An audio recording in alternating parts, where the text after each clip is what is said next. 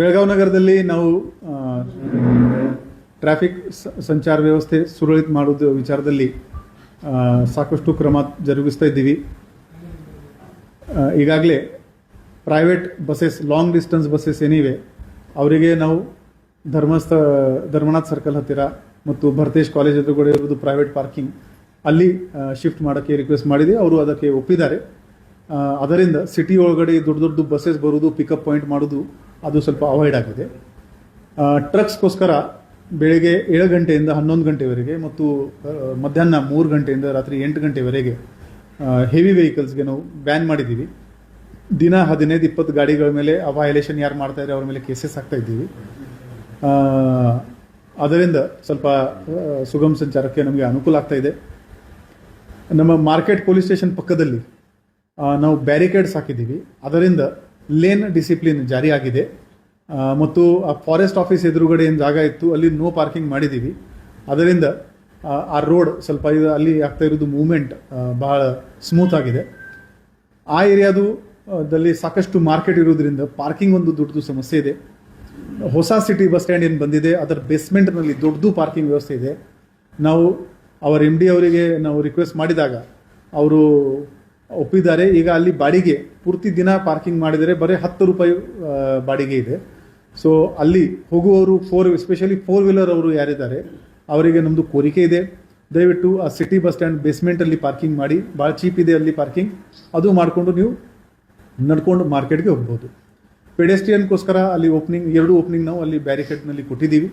ಬರೋ ದಿನಗಳಲ್ಲಿ ನಮ್ಮ ಬೆಳಗಾವಿ ನಗರದಲ್ಲಿ ನಾವು ಸಾಕಷ್ಟು ಕಡೆ ಒನ್ ವೇ ಪ್ಲ್ಯಾನ್ ಮಾಡ್ತಾ ಇದ್ದೀವಿ ಮತ್ತು ಈ ಥರ ಬ್ಯಾರಿಕೇಡಿಂದ ಲೇನ್ ಡಿಸಿಪ್ಲಿನ್ ತರೋದು ಪ್ಲ್ಯಾನ್ ಮಾಡ್ತಾ ಇದ್ದೀವಿ. ನಮ್ಮ ನಗರದಲ್ಲಿ ಸುಗಮ ಸಂಚಾರ ವ್ಯವಸ್ಥೆ ಆಗಬೇಕು. ಅದು ಬರೀ ಪೊಲೀಸ್ ಕೈಯಿಂದ ಆಗಲ್ಲ. ಎಲ್ಲ ಸಾರ್ವಜನಿಕರು ನಿಮ್ಮ ಸಹಕಾರ ನಮಗೆ ನೀಡಬೇಕು. ಎಲ್ಲಿ ನಾವು ಪಾರ್ಕಿಂಗ್ ಹೇಳ್ತೀವಿ ಅಲ್ಲಿ ಪಾರ್ಕಿಂಗ್ ಮಾಡಿ, ಎಲ್ಲಿ ನೋ ಪಾರ್ಕಿಂಗ್ ಹೇಳ್ತೀವಿ ಅಲ್ಲಿ ದಯವಿಟ್ಟು ಪಾರ್ಕಿಂಗ್ ಮಾಡೋಕ್ಕೆ ಹೋಗಬೇಡಿ ಮತ್ತು ನಮಗೆ ಲೇನ್ ಡಿಸಿಪ್ಲಿನ್ ಮೇಂಟೈನ್ ಮಾಡಿಕೊಂಡು ದಯವಿಟ್ಟು ನಮ್ಮ ಜೊತೆಗೆ ಸಹಕರಿಸಿ. ಕೊಲ್ಲಾಪುರ ಸರ್ಕಲ್ನಲ್ಲಿ ನಾವು ಅಲ್ಲಿ ಇರುವುದು ವ್ಯಾಪಾರಸ್ಥರ ಜೊತೆಗೆ ಮಾತಾಡಿಕೊಂಡು ಬರೋ ದಿನಗಳಲ್ಲಿ ಒನ್ ವೇ ಮತ್ತು ಆಡ್ ಈವನ್ ಪಾರ್ಕಿಂಗ್ಗೆ ವ್ಯವಸ್ಥೆ ಮಾಡೋಕ್ಕೆ ಯೋಚನೆ ಮಾಡ್ತಾ ಇದ್ದೀವಿ. ಯಾಕಂದರೆ ಅಲ್ಲಿ ಯಾವಾಗಲೂ ಜಾಮ್ ಆಗ್ತಾ ಇದೆ. ಅದು ಕೂಡ ಸ್ಲೋಲಿ ನಾವು ಇಂಪ್ಲಿಮೆಂಟ್ ಮಾಡ್ತೀವಿ. ಅಲ್ಲಿ ಪಕ್ಕದಲ್ಲಿ ಯಾವುದೇ ಒಂದು ಪ್ರೈವೇಟ್ ಪಾರ್ಕಿಂಗ್ಗೆ ಜಾಗ ಹುಡುಕ್ತಾ ಇದ್ದೀವಿ. ಅದು ಆಯಿತು. ಅದಾದಮೇಲೆ ಆಲ್ಟರ್ನೇಟ್ ಆಡ್ ಈವನ್ ಪಾರ್ಕಿಂಗ್ಗೆ ನಾವು ವ್ಯವಸ್ಥೆ ಮಾಡ್ತೀವಿ.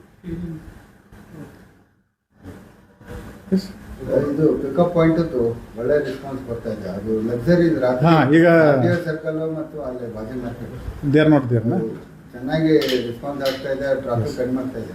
ಅದಂತೆ ಈ ಟೆಂಪೋಗಳು ಅಲ್ಲಿ ಬಸ್ ಸ್ಟ್ಯಾಂಡ್ ಹತ್ರ ಟೆಂಪೋಗಳು ಅವ್ರಿಗೂ ಒಂದು ಪ್ಲೇಸ್ ಮಾಡಿಕೊಟ್ರೆ ರೋಡ್ ಮೇಲೆ ಇದು ಓಕೆ. ಟೆಂಪೋ ಪ್ಯಾಸೆಂಜರ್ಗೋಸ್ಕರ ಅಥವಾ ಗೂಡ್ಸ್ ಇದೆ ಅದು?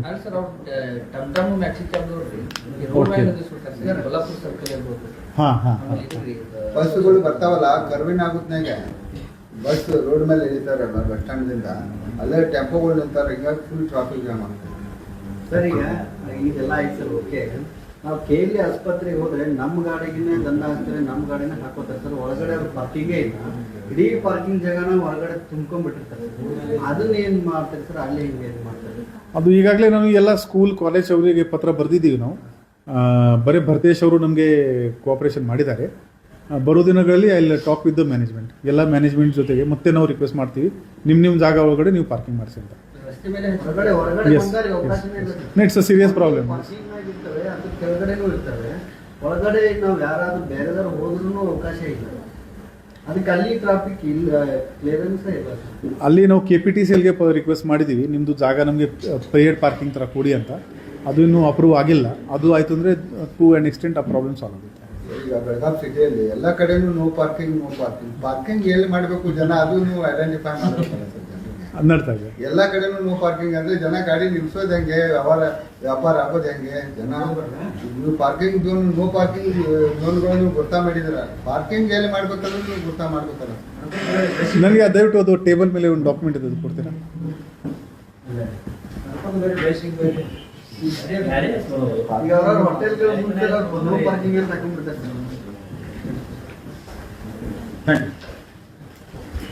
ಇದು ನಾವು ಬ್ಯಾಂಗ್ಳೂರ್ದು ಏಜೆನ್ಸಿಯಿಂದ ಇದು ಪೂರ್ತಿ ಸಿಟಿದು ಅನಾಲಿಸಿಸ್ ಮಾಡಿಸಿದ್ವಿ.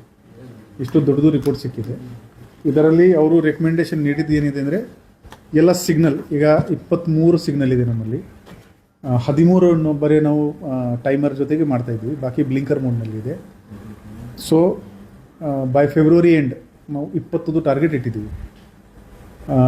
ಎಲ್ಲ ಸಿಗ್ನಲ್ ಟೈಮರ್ ಜೊತೆಗೆ ಶುರುವಾಗುತ್ತೆ. ಎಲ್ಲೂ ಹೆಚ್ಚಿನ ಸಿಗ್ನಲ್ದು ಕೂಡ ಅವಶ್ಯಕತೆ ಇದೆ ಅಂತ ಅದು ಪ್ರಪೋಸಲ್ನಲ್ಲಿ ಸಿಕ್ಕಿದೆ. ಬರೋ ದಿನಗಳಲ್ಲಿ ಹೊಸ ಸಿಗ್ನಲ್ಗೆ ಕೂಡ ನಾವು ಬಜೆಟ್ಗೋಸ್ಕರ ಕೇಳ್ತೀವಿ.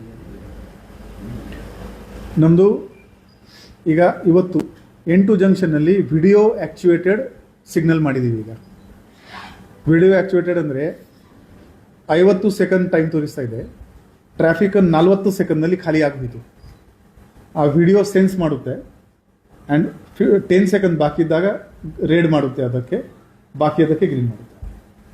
ಸೊ ಈ ವಿಡಿಯೋ ಆ್ಯಕ್ಚುಯೇಟೆಡ್ ಕ್ಯಾಮೆರಾ ಕೂಡ ನಾವು ಅಟ್ಲೀಸ್ಟ್ 16 to 18 ಜಾಗೆಯಲ್ಲಿ ನಾವು ಇದು ವಿಡಿಯೋ ಆ್ಯಕ್ಚುಯೇಟೆಡ್ ಕ್ಯಾಮೆರಾ ಟ್ರಾಫಿಕ್ ಸಿಗ್ನಲ್ಗೆ ಕೂಡ ಹಾಕ್ತೀವಿ. ಇದಾದಮೇಲೆ ಪೆಡೆಸ್ಟ್ರಿಯನ್ ಸರ್ವೆ ಮಾಡಲಾಗಿದೆ. ನಮ್ಮದು ಸೆಂಟ್ರಲ್ ಬಸ್ ಸ್ಟ್ಯಾಂಡ್ ಪೆಡೆಸ್ಟ್ರಿಯನ್ಗೋಸ್ಕರ ವರ್ಸ್ಟ್ ಇದೆ. ಯಾಕೆಂದರೆ 12 ಗಂಟೆಯಲ್ಲಿ 11,000 ಜನ ಅಲ್ಲಿ ರೋಡ್ ಕ್ರಿಸ್ ಕ್ರಾಸ್ ಮೂವ್ಮೆಂಟ್ ಇದೆ ಅಲ್ಲಿ. ಅದಾದಮೇಲೆ ಚೆನ್ನಮ್ಮ ಸರ್ಕಲ್, ಅದಾದಮೇಲೆ ಇನ್ನೂ 1-2 ಸರ್ಕಲ್ಸ್ ಇದೆ. ಅಲ್ಲಿ ನಮಗೆ ಇಲೆವೇಟೆಡ್ ಕಾರಿಡಾರ್ ಬೇಕಾಗ್ತದೆ ಪೆಡೆಸ್ಟ್ರಿಯನ್ಗೆ ವಿತ್ ಲಿಫ್ಟ್ ಇಲ್ಲಾಂದರೆ ಯಾರು ಜನ ಹೋಗಲ್ಲ. ಸೊ ಅದರದ್ದು ಕೂಡ ಒಂದು ರೆಕಮೆಂಡೇಶನ್ ಅವರು ಕೊಟ್ಟಿದ್ದಾರೆ. ಒನ್ ವೇ ಸಾಕಷ್ಟು ಜಾಗೆಯಲ್ಲಿ ಒನ್ ವೇ ಮಾಡೋಕ್ಕೆ ಅವರು ನಮಗೆ ಕೊಟ್ಟಿದ್ದಾರೆ. ಆ ಏರಿಯಾಗಳಲ್ಲಿ ಕಮರ್ಷಿಯಲ್ ಎಸ್ಟಾಬ್ಲಿಷ್ಮೆಂಟ್ ಜೊತೆಗೆ ನಾವು ಮೀಟಿಂಗ್ ಮಾಡಿಕೊಂಡು ಎಲ್ಲ ನಾಗರಿಕರದು ಮತ್ತು ಬಿಸ್ನೆಸ್ ಮುಂದು ಸಹಾಯ ತಗೊಂಡು ಅಲ್ಲಿ ನಾವು ಒನ್ ವೇ ಮಾಡ್ತೀವಿ. ಈಗ ಈ ಲೇನ್ ಡಿಸಿಪ್ಲಿನ್ಗೋಸ್ಕರ ನಾವು ಬ್ಯಾರಿಕೇಡ್ ಹೇಗೆ ಹಾಕಿದ್ದೀವಿ, ಅದರದ್ದು ನಿಮ್ಮ ಅಭಿಪ್ರಾಯ ಇದ್ದರೆ ಸರ್ ಇಲ್ಲಿ ಹಾಕಿದರೆ ಆ ಜಾಗ ನಮಗೆ ರೆಕಮೆಂಡ್ ಮಾಡಿ ಅಲ್ಲಿ ಕೂಡ ನಾವು ಹಾಕ್ತೀವಿ. ಪಾರ್ಕಿಂಗ್ದು ಕೂಡ ಅವರು ನಮಗೆ ಸರ್ವೆ ಮಾಡ್ಕೊಂಡು ಯಾವ ಜಾಗದಲ್ಲಿ ಪಾರ್ಕಿಂಗ್ ಮಾಡ್ಬೋದು ಅಂತ ಒಂದು ಪಟ್ಟಿ ಕೊಟ್ಟಿದ್ದಾರೆ. ಈಗ ನಾವು ಕೆಲವು ಜಾಗ ಕ್ಯಾಂಟೋನ್ಮೆಂಟ್ದು ಇದೆ, ಕೆಲವು ಜಾಗ ಪ್ರೈವೇಟ್ ಇದೆ. ಅವರ ಓನರ್ಸ್ ಜೊತೆಗೆ ನಾವು ಮಾತಾಡೋಕ್ಕೆ ಪ್ರೊಸೆಸ್ ಶುರು ಮಾಡಿದ್ದೀವಿ. Thank you.